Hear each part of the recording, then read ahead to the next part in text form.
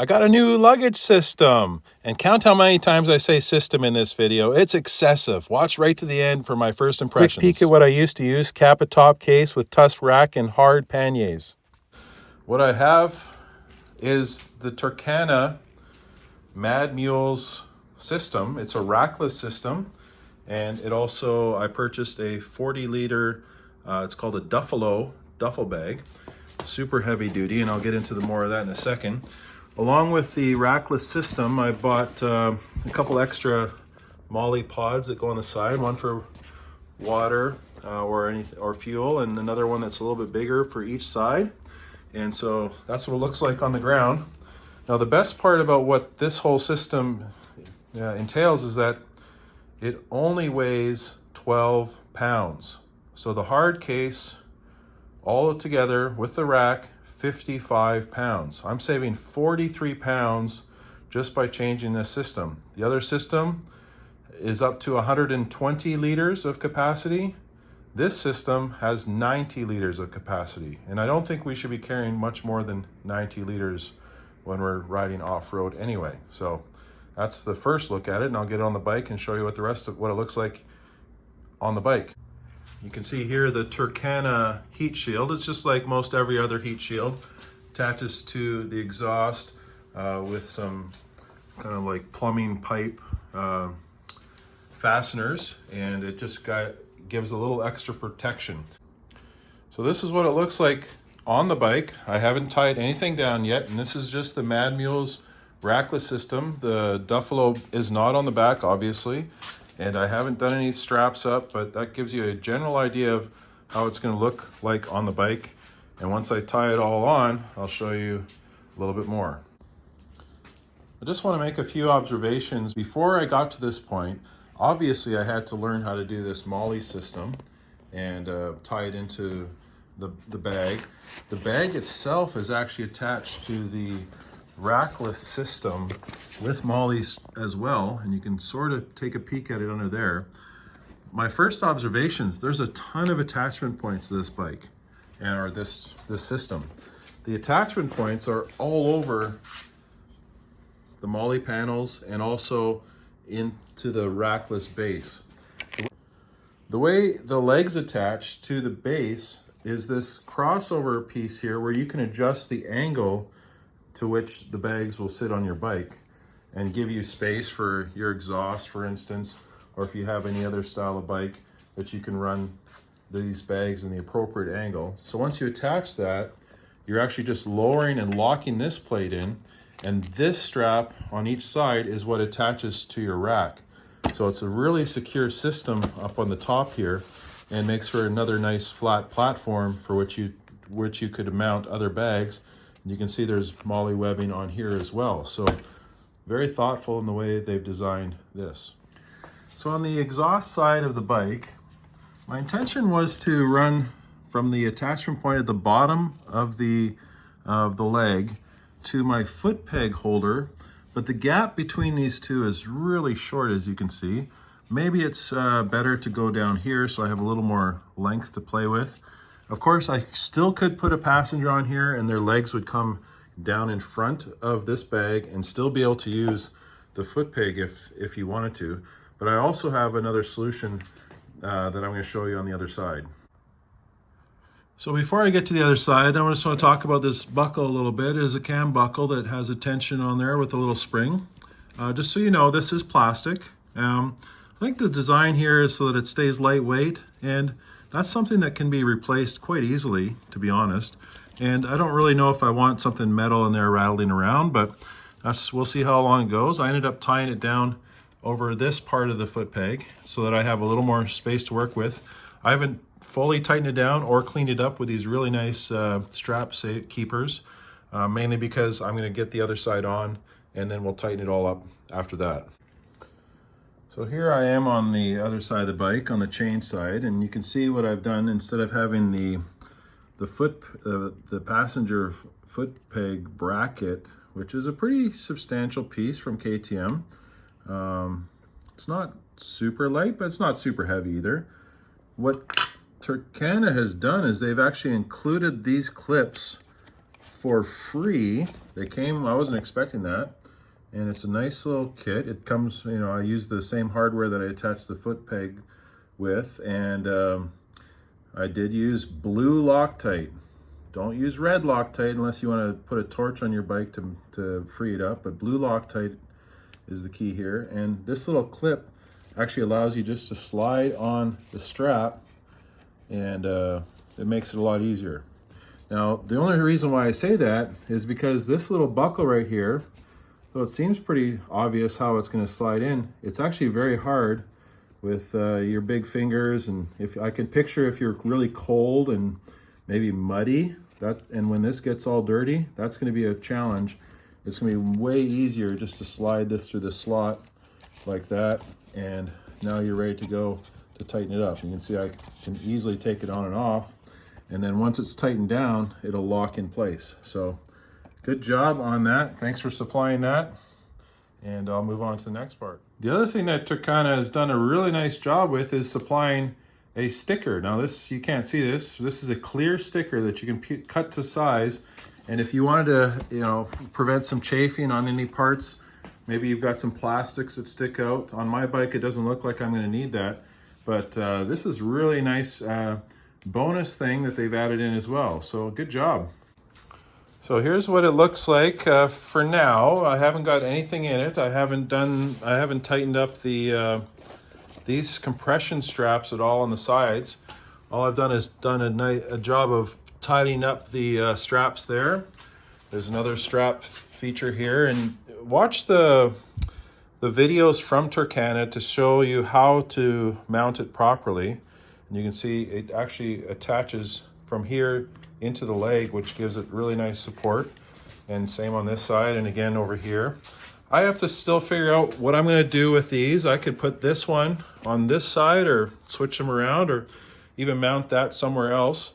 But for now, this is completely empty, but you can see the rack here is like, I could pick up my motorcycle with how solid that is on there.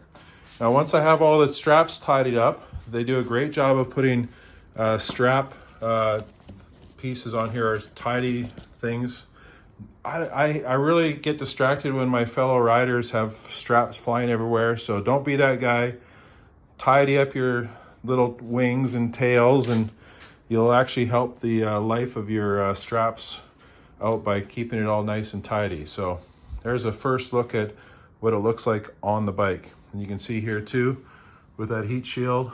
Yes, I don't have anything in here yet, so don't judge me, but I think that's going to be fine. And I'll keep showing you what's next as I keep loading up this new system. So check out how big this Duffalo 40 looks when it's fully expanded. And of course, right away, you should notice that it's got a waterproof liner that's Velcroed in, and it's expansive. They call this the wide mouth opening, and I can see why. It's got some nice molly panels on the back if you want to attach something there. Maybe that's what I'll do with one of these, is attach it there, and it's got another molly panel on this side. Once you roll it up, it becomes waterproof. It's got some shoulder straps, and they've done this nice job of turning them in from just handles. You can actually adjust how long this strap is and turn it into a shoulder strap if you want. And then again, the molly with some hooks there, and then buckles on the side, nice big beefy buckle. And once it's all strapped down, and I'm going to be using rock straps to hold it on. And obviously I've got to put a bunch of stuff in there to go camping, but that gives you kind of a general look as to what this is going to look like once it's on the bike. So here's the Duffalo now on the back of the bike, held on with rock straps going over the top. I haven't quite figured out exactly how this is going to go. I'm holding it up so it gives it an appearance that it's full, and just so you get to see what it looks like. Got to tidy up some straps on this side, but what I'm seeing here is a nice big seating area still. I can move back, and the bag's not going to affect me when I stand up. The other thing that you'll notice is there's a couple straps they've included that they suggest tying into the legs and just giving the bag a little more support, especially for rough riding off-road. You can have those on. I plan on filling these up, so I'm just going to leave those on for peace of mind, and we'll see how it works. But basically this is how it looks on the bike. Now all I have to do next is fill it full of camping gear and then go ride and then adjust as I need to. So we'll see what that looks like next. Here's some pictures of the bike in the wild, and the luggage held up really well. It was pouring rain and I didn't have any water get in at all, which was super encouraging. And of course I hit some snow, so I wasn't able to camp, but this gives you an idea of where I mounted the different elements. I did change things up, and I'll talk more about that in a second.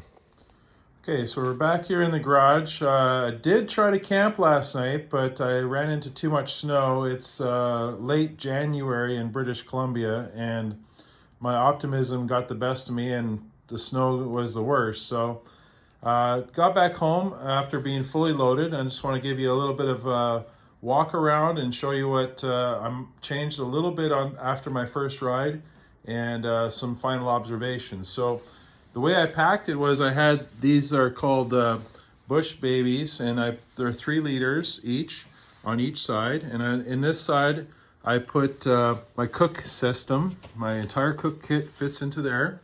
And then on this side, I had some rain gear and also some extra clothing in this one in a dry bag inside here. This is water resistant, not completely waterproof apparently because of the seams here. And then in this side bag, I had my camping, my bedding, my camp mat, and you can see I've cinched it up pretty tight. And then in the bottom here, in the 3 liter, I have an Nalgene full of water. And so this side is pretty full. It's got a little bit of wiggle to it, and I can probably sort that out by strapping this down underneath here. And then on this other side, like I said, I had some rain gear and my some extra clothing in there. In this side, I had my whole tent, which is a Nature Hike 3-person tent. Fits in this pannier, no problem, including the poles are in here too. And a big puffy jacket because it got down to 3 degrees, and because of the snow, I was preparing for winter camping. And this system right here would have done me fine. Now, the Duffalo, which is massive, and I've got it compressed pretty good, I actually put a full-size down sleeping bag in here in addition to the other sleeping system I had just for warmth. I've got a camp chair and a small table and enough room for food. I did have some in there. And then instead of putting the water bottle on this side, the ox packer, which is what they call this, a 1.8 liter water holder, I just mounted it to the molly on the back here, which made for another option. So some of my first impressions: one, it's really well thought out. I love the fact that it's modular, and if you want to switch any one of these around, you can. Watch how easy it is to get rid of this entire bag with these rock straps, and instantly it's off the bike. And I can take that inside to my tent or wherever I need to go. And I could also run it with just this setup here if I want to have, in summer I'll be doing that a little bit more. Now, the modular system is nice. I can mix things around. I can, like I said in another video, attach something different here. I could even put this bag on here if I wanted to. And what I think is really cool about this is, one, it's unique, it's well made, but I can actually move this from this bike to this bike if I wanted to. This is a Triumph Street Twin, and this is my wife's bike, and she allowed me to buy this because I told her I could put it on her bike too. So that's just a little inside information. Now, overall, love this setup, and I look forward to doing lots more adventures with it. And I'll obviously be posting a lot of information about this. So Turkana, good job, and thank you very much for this great product. And of course, if you have any questions, don't hesitate to write them in the chat. I'm pretty good at responding to all kinds of questions.